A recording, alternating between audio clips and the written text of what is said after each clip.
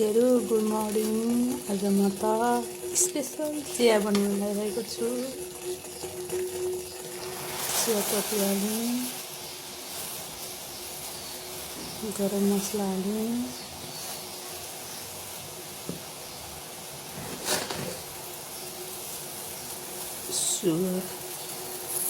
Sugar हालेँ,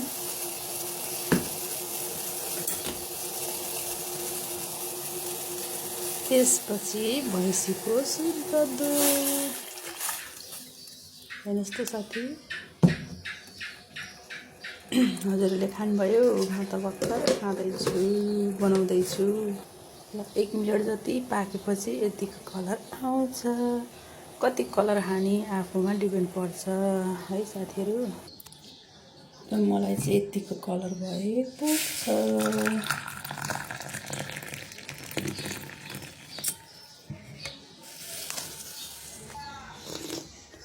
वाह।